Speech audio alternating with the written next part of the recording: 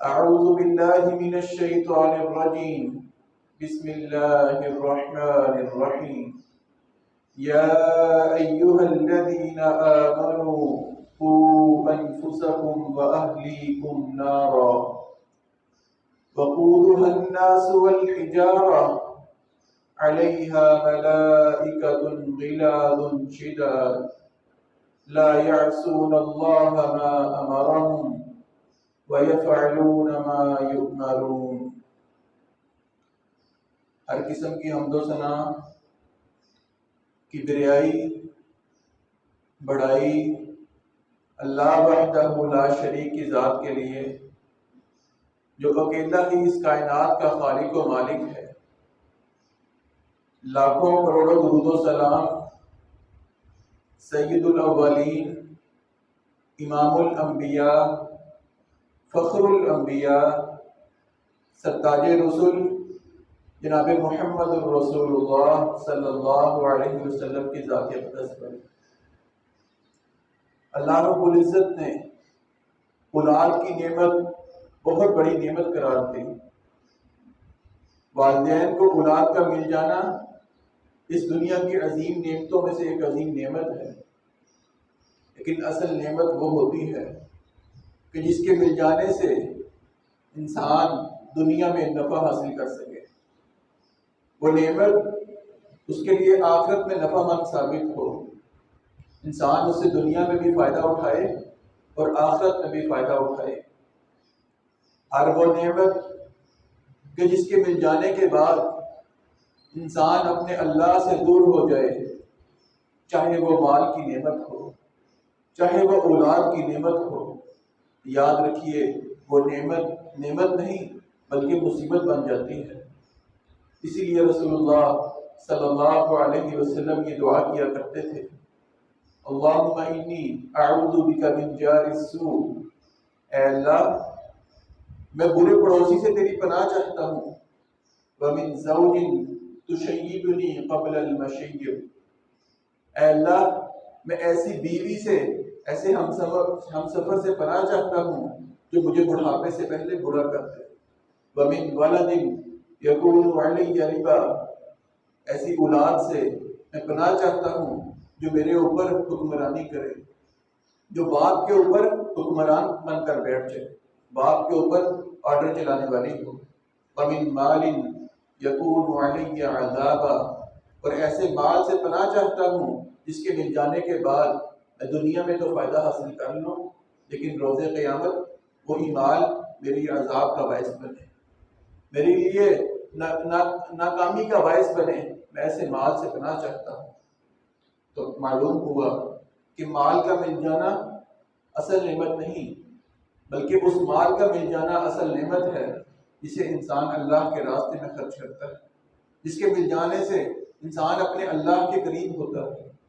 اسی طرح اولاد کا مل جانا اصل نعمت نہیں بلکہ اس اولاد کا مل جانا اصل نعمت ہے جو اولاد نیک اور صالح ہوگی۔ اللہ رب العزت نے قرآن کریم میں والدین کی ایک ذمہ داری بیان فرمائی، یا ایھا الذین آمنوا قوا انفسکم واہلیکم نارا، اے ایمان والو خود بھی آگ سے بچ جاؤ اور اپنے گھر والوں کو بھی آگ سے بچاؤ، وقودها الناس والحجارہ، اور وہ آگ جس کا ایندھن اللہ نے لوگوں کو اور پتھر کو بنایا، علیہا ملائکۃ غلاظ شداد، اور اس آگ پر اللہ نے ایسے فرشتے مقرر کیے جو سخت دل ہیں، جن کو رحم نہیں آئے گا، جو بہت مضبوط ہیں، طاقتور ہیں، لا یعصون اللہ ما امرہم، اللہ رب العزت جو بھی ان کو حکم دیتے ہیں وہ اس کی نافرمانی نہیں کرتے، وَيَفْعَلُونَ مَا يُؤْمَرُونَ، اللہ جو بھی حکم دے دیں وہ کر گزرتے ہیں۔ اس آیت کے پیش نظر حضرات ذی وقار بہت ادباً آپ سے ایک سوال کرنا چاہتا ہوں۔ اللہ رب العزت نے فرمایا کہ تم بھی آگ سے بچو، گھر والوں کو بھی آگ سے بچاؤ۔ آپ حضرات خود پر نماز جمعہ پڑھنے آ گئے ہیں، آپ کی اولادیں کہاں ہیں؟ آپ خود تو 5 وقت کی نماز تکبیر اولیٰ کے ساتھ پہلی صف میں ادا کرتے ہیں، آپ کی اولادیں کہاں ہیں؟ وہ نماز کیوں نہیں ادا کرتی؟ وہ نماز میں پہلی صف میں کیوں نہیں آتی؟ اللہ رب العزت نے فرمایا نماز صرف تم پر فرض نہیں، آگ سے بچنا صرف تمہارا حق نہیں، تمہارا فرض نہیں، بلکہ تمہاری ذمہ داری ہے کہ تمہاری اولاد بھی آگ سے بچے اور اس کو بچانے والے تم ہو۔ تم نے ان کی تربیت کرنی ہے۔ اگر تو اچھی تربیت کی ہے تو آپ کے ساتھ آپ کی اولاد بھی مسجد میں آئے گی۔ ٹھیک ہے، آفس کا ٹائم ہے، کسی نہ کسی مسجد میں تو وہ گئے ہوں گے، اگر کہیں نہ کہیں تو انہوں نے جمعہ ادا کرنا ہے، کیا وہ امام کی خطبہ شروع ہونے سے پہلے مسجد میں آتے ہیں؟ کیا تکبیر اولیٰ کے ساتھ پانچوں نمازیں ادا کرتے ہیں؟ اگر تو کرتے ہیں تو اللہ کا شکر ادا کیجیے، اگر نہیں کرتے تو اپنے ایمان کی فکر کیجیے۔ والدین کے ذمہ صرف اولاد کو کھلانا پلانا اور رہائش مہیا کرنا نہیں ہوتا، بلکہ والدین کو اللہ نے نگران بنایا ہے۔ ان کے ذمہ اس کی اخلاقی تربیت کرنا بھی ہے، اس کی دینی تربیت کرنا بھی ہے۔ کہ آقا علیہ الصلوۃ والسلام نے فرمایا کلکم راعٍ، تم میں سے ہر ایک نگران ہے، وکلکم مسئول عن رعیتہ، اور اس کی رعایا کا سوال اسے کیا جائے گا کہ تیرے ماتحت اتنے لوگ تھے، تو نے ان کی تربیت کی، تو نے ان کی تعلیم کے لیے کوئی انتظام کیا؟ فرمایا الامام راع وہو مسئول عن رعیتہ، ایک حکمران، ایک کونسلر، ایک ایم پی اے، ایک ایم این اے، اس سے سوال کیا جائے گا جو تیرے ماتحت لوگ تھے، جو تیرا حلقہ احباب تھا، تو نے ان کی رعایا کا نگران ہونے کا حق ادا کیا؟ کہ تو نے ان کی تربیت کے لیے کوئی اہتمام کیا؟ وَالرَّجُلُ رَاعٍ فِي أَهْلِهِ، گھر کا سربراہ ہے، فرمایا یہ نگران ہے گھر والوں کا، وَهُوَ مَسْئُولٌ عَنْ رَعِيَّتِهِ، اس سے سوال ہوگا تو نے اپنی بیوی کے لیے کیا اہتمام کیا، تو نے اپنے بچوں کے لیے کیا اہتمام کیا، تو نے ان کو کون سی تعلیم دلوائی؟ وَالْمَرْأَةُ رَاعِيَّةٌ فِي بَيْتِ زَوْجِهَا، گھر کی عورت ہے، جب وہ بیوی کی حیثیت اختیار کرتی ہے، فرمایا وہ شوہر کے گھر کی نگران ہے، اس کے بچوں کی محافظ ہے، اس سے بھی سوال کیا جائے گا تو نے بچوں کی تربیت کس انداز سے کی، تو نے خاوند کی عزت، خاوند کے مال کی حفاظت کی ہے تو کس انداز سے کی ہے؟ فرمایا کلکم راع وکلکم مسئول عن رعیتہ، ہر شخص نگران ہے، کہیں آفس کا باس ہے، اس کے ماتحت لوگ ہیں، اس کے لیے اس سے سوال کیا جائے گا۔ مسجد کے انتظامیہ ہے، ان سے سوال کیا جائے گا آپ نے لوگوں کے لیے کیا اہتمام کیا، ہر ایک سے سوال کیا جائے گا۔ اور والدین جن کو بالخصوص نگران قرار دیا، ان کی اولاد کے بارے میں ان سے لازمی سوال کیا جائے گا۔ بلکہ آقا علیہ الصلوۃ والسلام تو یہ بھی فرمایا کہ صحابی بیان کرتے ہیں میں نے آپ سے سنا، آپ نے فرمایا ما من رعیتہ ما من عبد یسترعیہ اللہ رعیتا، کوئی شخص جسے اللہ کوئی ذمہ داری سونپ دیتا ہے، کہیں نگران مقرر کرتا ہے، کہیں باس مقرر کرتا ہے، اس کے ماتحت کچھ لوگ ہیں، یموت یوم یموت، جس دن وہ مرتا ہے، جب بھی اس کی موت لکھی ہے، جب اس کو موت آئے گی، وَهُوَ غَاشٌ، اگر اس حال میں موت آئی کہ اس نے اپنے نگران ہونے کا حق ادا نہیں کیا، اپنی رعایا کے ساتھ، اپنے گھر والوں کے ساتھ اس نے سلوک نہیں کیا، ان کی تربیت کا اہتمام نہیں کیا، ان کے لیے مناسب انتظامات نہیں کیے، ان کے حقوق ادا نہیں کیے، فرمایا الا حرم اللہ علیہ الجنہ، اللہ رب العزت اس پر جنت کی خوشبو کو بھی حرام کر دیں گے، جنت کا داخلہ اس پر حرام کر دیں گے، اس کو جنت کا داخلہ نہیں مل سکتا کہ جس نے نگران مقرر ہونے کے بعد اس کا حق ادا نہیں کیا۔ والدین کی ذمہ داری اللہ نے بہت زیادہ بیان فرمائی، صرف والدین کو عظمت کا مل جانا ایسے ہی نہیں، بلکہ ان کی ذمہ داری بھی اس قدر زیادہ ہے۔ انسان کا مقام مرتبہ جتنا بلند ہوتا ہے، اللہ رب العزت نے کام بھی اسے اتنا زیادہ لینا ہوتا ہے۔ آج ہم اپنے بچوں کی تربیت تو کرتے ہیں، ان کے مستقبل کا سوچتے ہیں، لیکن دنیاوی سوچتے ہیں۔ کبھی اپنے بچوں کی آخرت کے بارے میں بھی سوچیں کہ میں دنیا سے جاؤں گا تو میرے بچے میرے لیے صدقہ جاریہ بن سکتے ہیں کہ نہیں؟ یہ نہ ہو کہ میری قبر پر کوئی آ کر دعا کرنے والا بھی نہ ہو، یہ نہ ہو کہ میری میت کو کچھ دن گزریں، کچھ ماہ گزریں اور میری قبر کے بارے میں بھی کسی کو معلوم نہ ہو کہ باپ کی قبر کہاں ہے۔ اگر تو ہمارا یہی رویہ اپنے والدین کے ساتھ ہے تو وہ دن دور نہیں کہ جب ہم دنیا سے جائیں گے ہمارے ساتھ بھی یہی ہونے والا ہے۔ آقا علیہ الصلوۃ والسلام نے والدین کے کچھ حقوق بھی بیان فرمائے کہ والدین کے ذمہ اولاد کے حقوق ہیں، ان کو ادا کرنا والدین کی ذمہ داری ہے، اور وہی حقوق ہماری آج کے موضوع کا محور ہے کہ والدین کی ذمہ داریاں کیا ہیں، تربیت اولاد میں کون سے پہلو ہیں جن کو ادا کرنا لازم ہے۔ آپ کے علم میں ہے کہ ہم حقوق العباد کے متعلق کئی گفتگو فرما چکے ہیں۔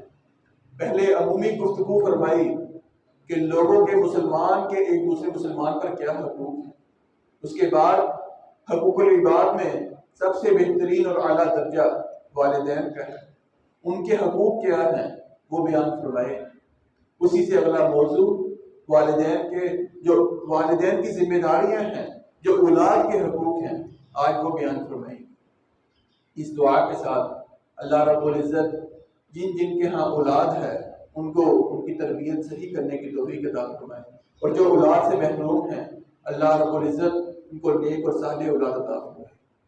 آقا علیہ الصلوۃ والسلام نے جو پہلا حق ادا فرمایا، حق بیان فرمایا، وہ یہ ہے کہ انسان اپنی اولاد کے لیے شادی سے قبل بھی دعا کرے، شادی کے بعد بھی دعا کرے۔ آقا علیہ الصلوۃ والسلام سے سیدہ عائشہ رضی اللہ عنہا پوچھتی ہیں، آقا کوئی آپ کی زندگی میں جو سخت ترین دن ہے، کیا احد سے سخت دن بھی آیا؟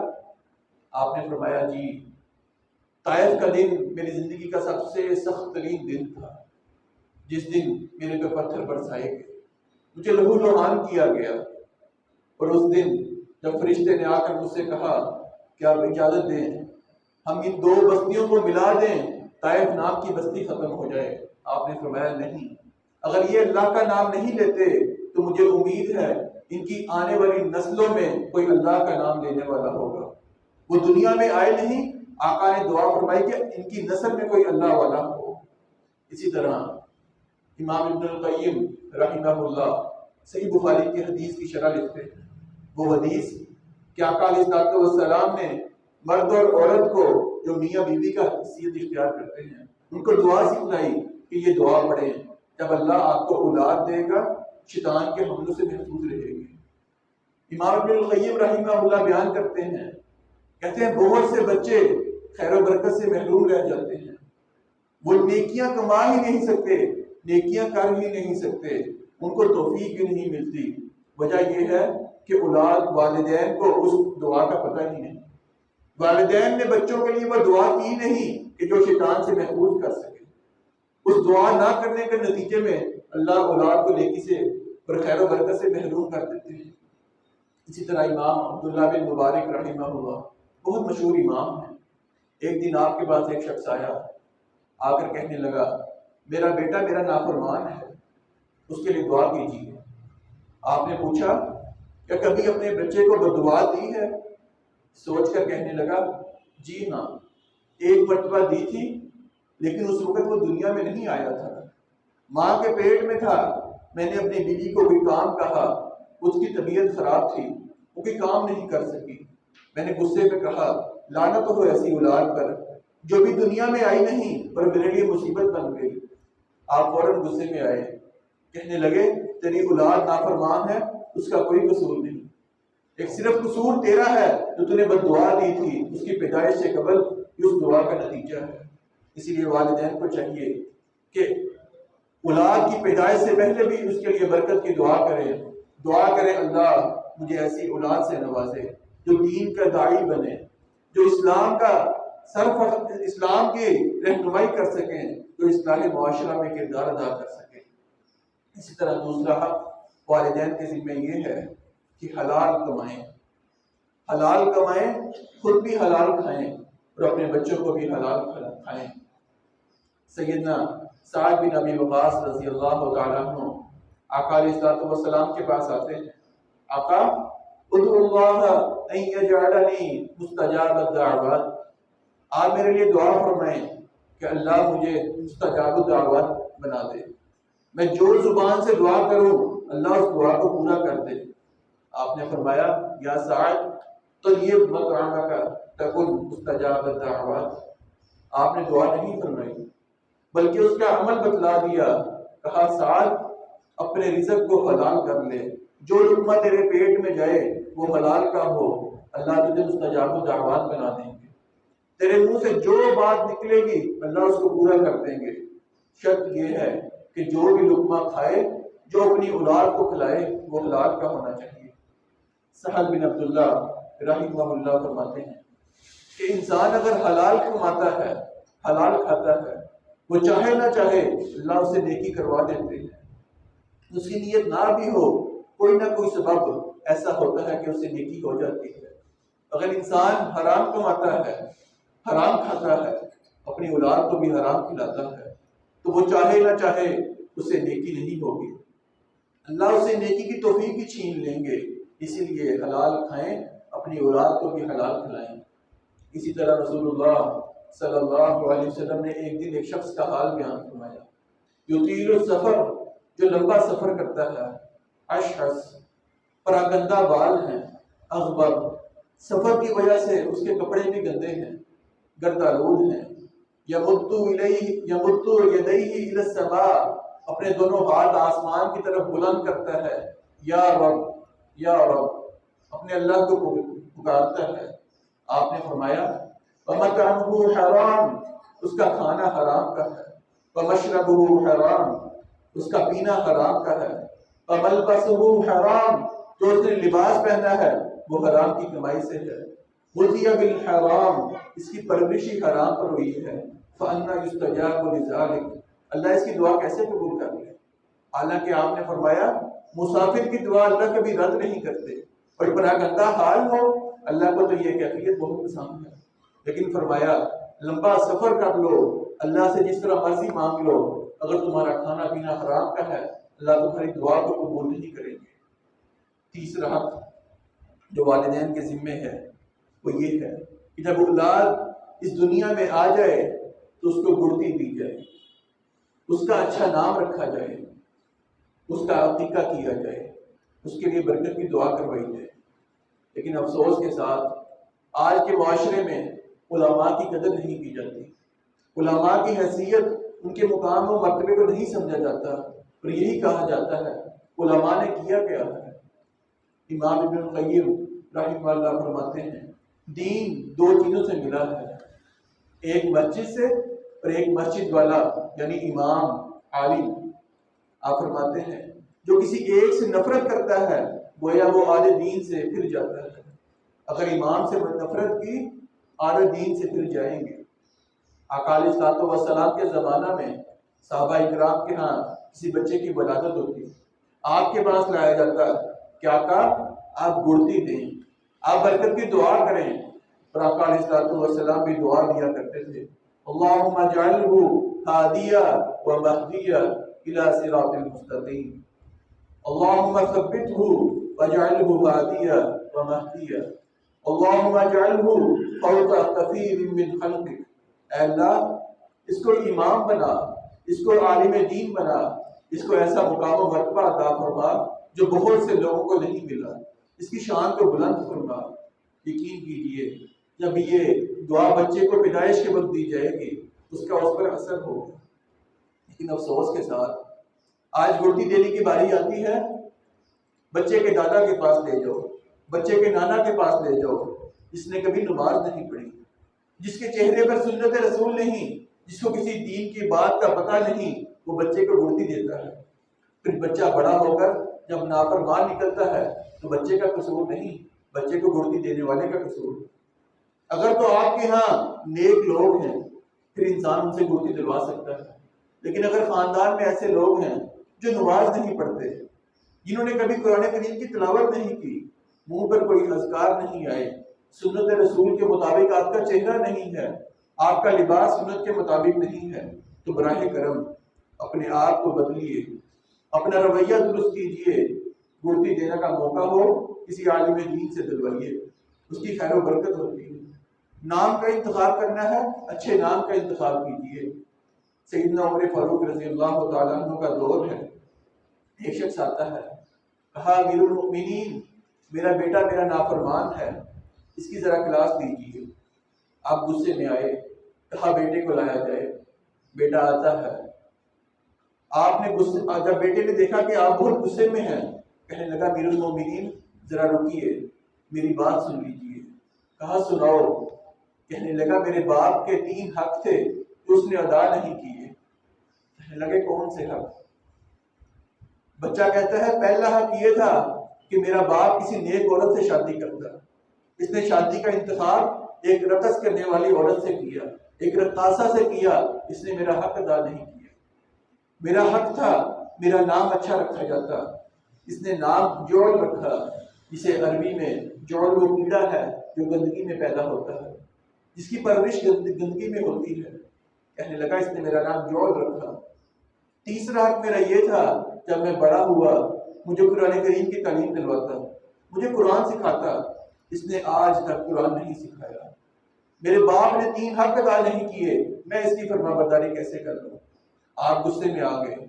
بیٹے کو بولنے سے پہلے آپ نے باپ کی کلاس دی کہ تو باپ تو بنا پھرتا ہے، اولاد کے حقوق کیوں نہیں ادا کرتا؟ اسی لیے اولاد کا نام رکھنا ہے، بہترین نام رکھیے، نام کا بھی اثر ہوتا ہے۔ اسی طرح رسول اللہ صلی اللہ علیہ وسلم کے پاس ایک عورت آتی ہے، پوچھا کیا نام ہے؟ کہا آسیہ، اور آسیہ کا مطلب ہے گنہگار۔ آپ نے اس کا نام تبدیل فرما دیا، آپ نے کہا آج سے نام جمیلہ ہے۔ اسی طرح عقیقہ، آقا علیہ الصلوۃ والسلام نے فرمایا کل غلام رہینۃ بعقیقتہ، ہر بچہ اپنے عقیقے کے بدلے گروی رکھا جاتا ہے۔ محدثین بیان کرتے ہیں گروی رکھنے کا مطلب یہ ہے کہ نیکی میں رکاوٹ بنتا ہے، اس کے لیے نیکیاں کرنا مشکل ہو جاتا ہے جب تک اس کا عقیقہ نہ ادا کیا جائے۔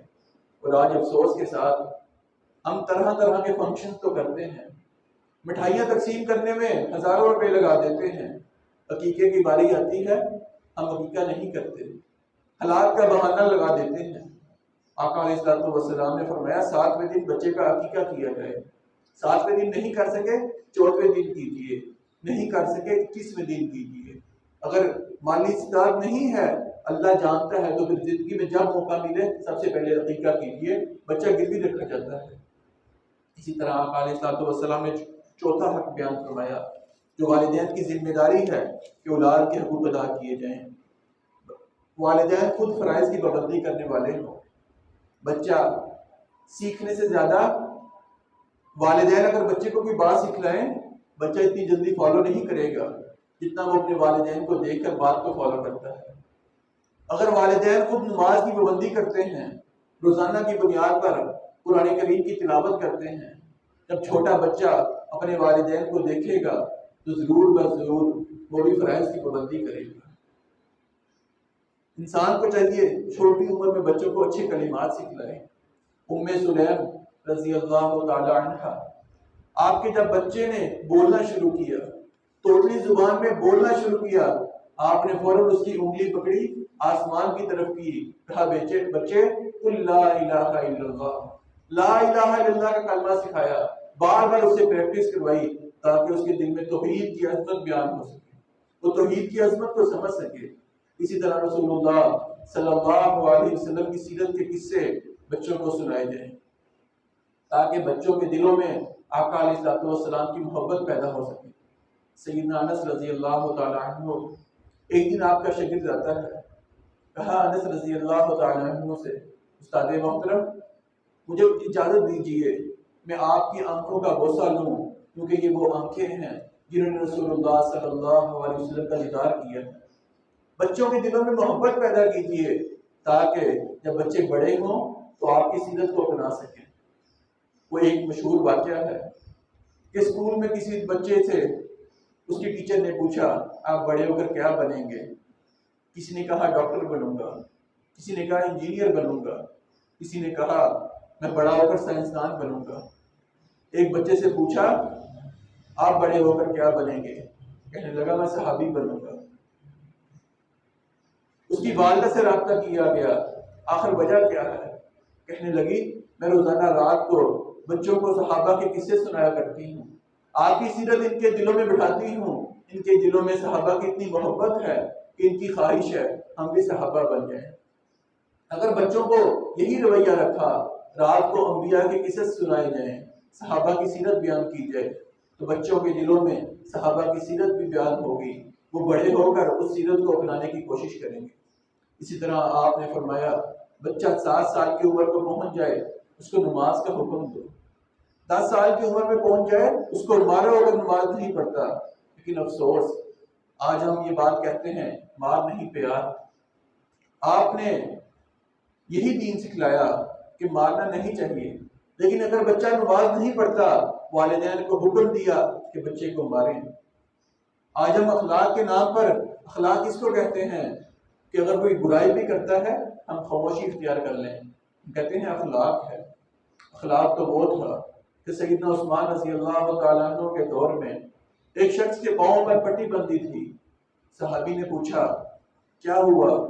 کہنے لگے سیدنا عثمان نے میرے پاؤں پر کوڑا مارا تھا۔ وجہ کیا تھی؟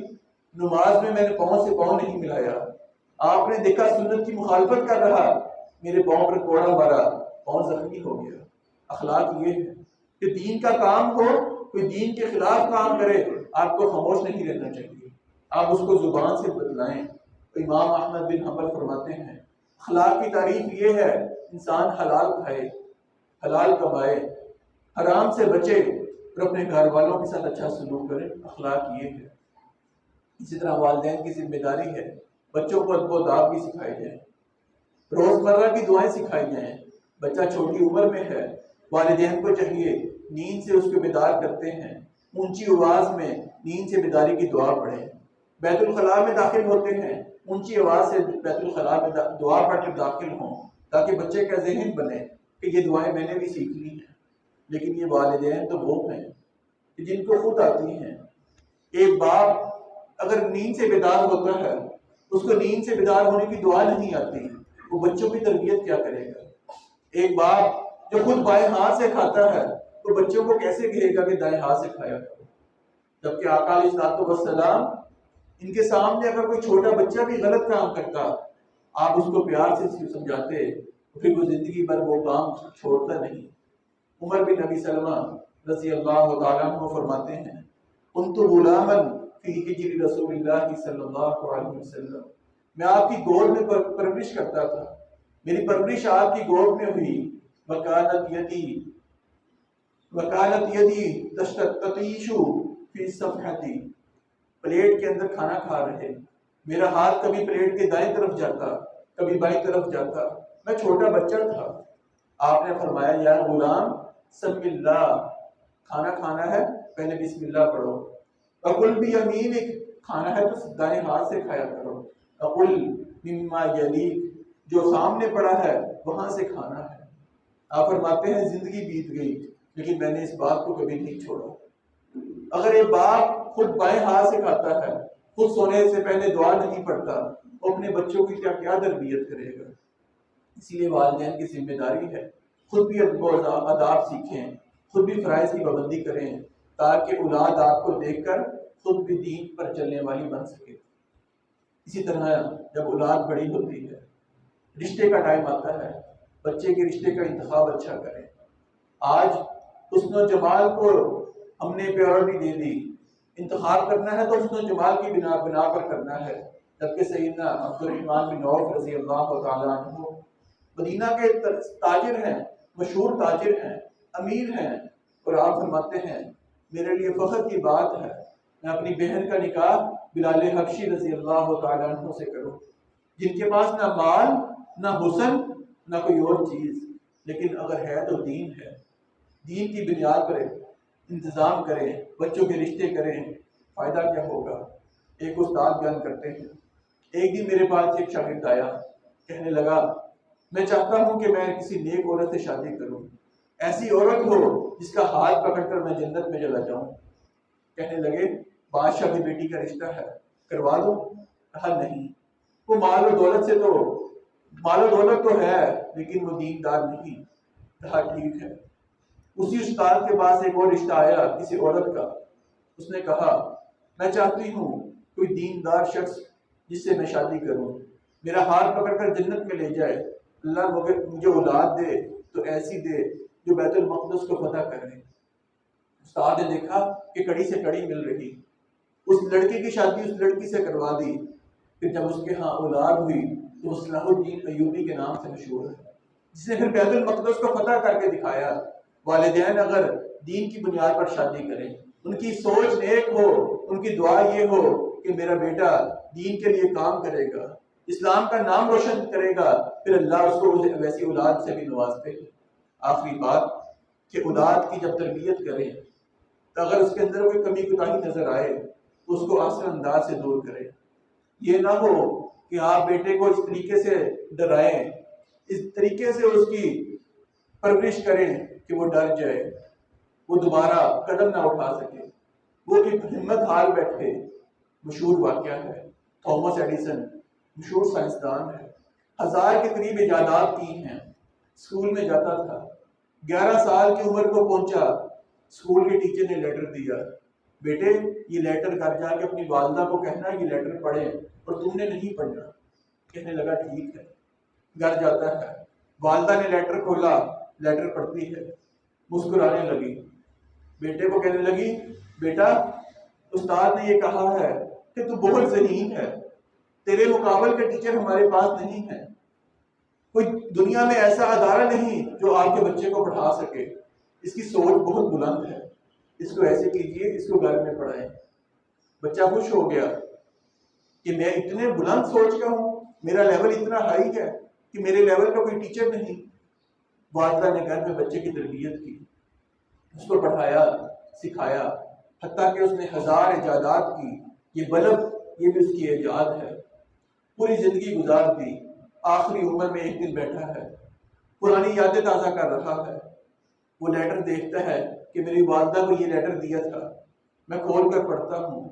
جب اس نے لیٹر کھولا، اس لیٹر کے پر استاد نے یہ لکھا تھا آپ کا بچہ بہت نالائق ہے، یہ پڑھنے کے قابل نہیں، اس کو پڑھانے کی بجائے کسی دفتر میں کام پر لگا دو، کسی کارخانے میں کام پر لگا دو.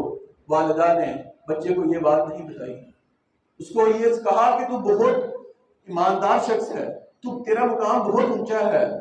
یقین کیجئے اگر والدہ یہی کہتی کہ تو پڑھنے کے قابل نہیں، تجھے کوئی پڑھا نہیں سکتا، تو جا کر نوکری کر، جا کر کسی کارخانے میں ملازمت کر، تو وہ بچہ پڑھ نہیں سکتا تھا. بچے کی کمی کوتاہی تھی لیکن والدین نے آسان انداز سے اس کو دور کیا. ہمیں بھی چاہیے بچوں کی کوئی کمی کوتاہی ہو اس کو اچھے طریقے سے دور کریں، کیونکہ اگر ہم نے ایسا انداز ایسا رویہ اختیار کیا تو بچے ہمت ہار بیٹھیں گے. بچوں کو حوصلہ دینے والے سب سے عظیم اس کے والدین ہوتے ہیں، ان کا حوصلہ بنیے. اللہ تعالیٰ سے دعا ہے اللہ تعالیٰ جو میں نے کہا جو آپ نے سنا ان پر عمل کرنے کی توفیق عطا فرمائے. ھذا ما کان عندی واللہ